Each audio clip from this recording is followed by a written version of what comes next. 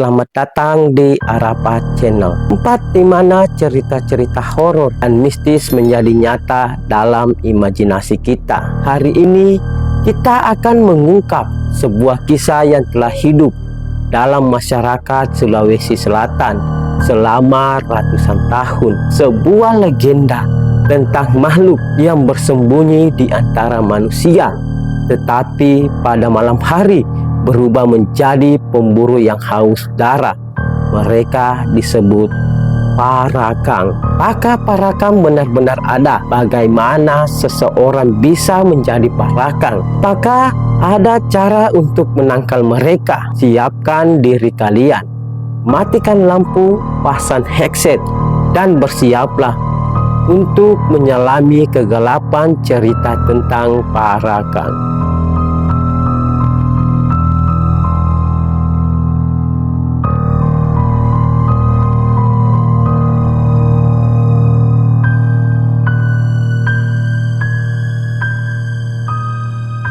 Mitos tentang parakang telah menjadi bagian dari budaya Sulawesi Selatan sejak ratusan tahun yang lalu. Masyarakat Bugis dan Makassar meyakini bahwa parakang adalah manusia biasa yang telah mempelajari ilmu hitam tingkat tinggi. Berbeda dengan makhluk mistis lain seperti pocong atau kuntilanak yang berbentuk roh, parakang adalah manusia, namun mereka memiliki kekuatan supranatural yang membuat mereka bisa berubah bentuk dan melakukan hal-hal yang tidak bisa dilakukan manusia biasa. Menurut kepercayaan, mereka yang menjadi parakang bukanlah orang yang memilih jalan ini secara sukarela. Ilmu ini seringkali diwariskan secara turun-temurun, dan seseorang yang menerima ilmu ini tidak bisa menolaknya.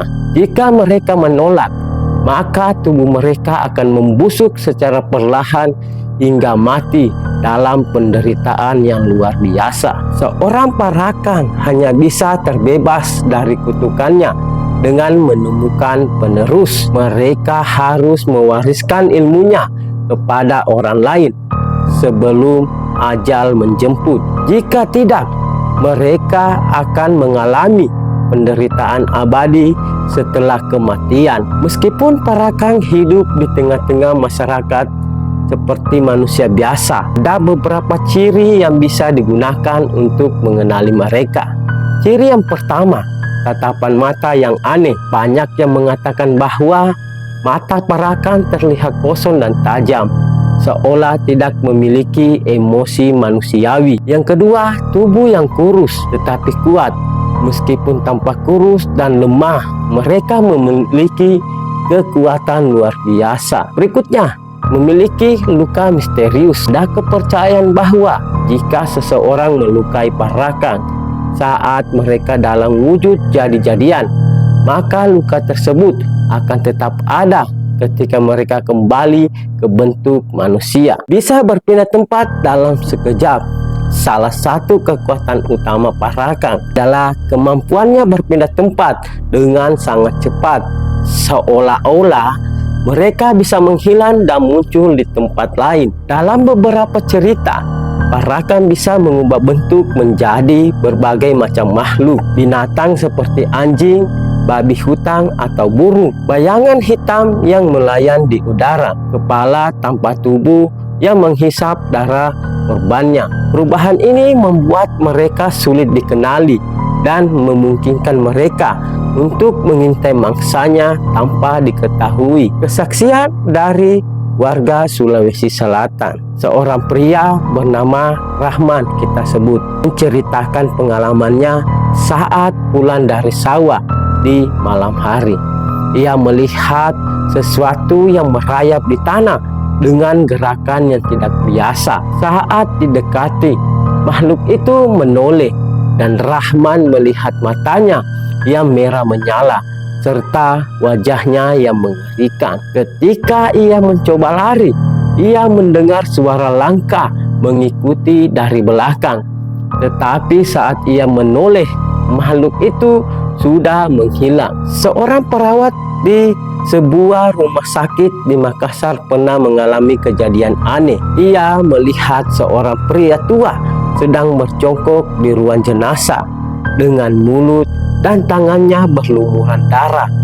Saat ditanya, pria itu menatapnya tajam lalu menghilang begitu saja dalam hitungan detik. Dalam studi antropologi, legenda Parakang bisa dikaitkan dengan kepercayaan masyarakat terhadap ilmu hitam dan konsekuensi moral dari kekuatan yang diperoleh melalui cara-cara yang tidak wajar. Beberapa psikolog percaya bahwa kisah tentang Parakang mungkin berkaitan dengan fenomena psikologis seperti skizofrenia atau gangguan disosiatif identitas, di mana seseorang merasa memiliki dua kepribadian yang berbeda. Masyarakat Sulawesi memiliki berbagai cara untuk menangkal Parakang, di antaranya menaburkan garam di sekitar rumah. Garam dipercaya dapat menghalangi Parakang memasuki rumah. Menggunakan bawang putih. Bawang putih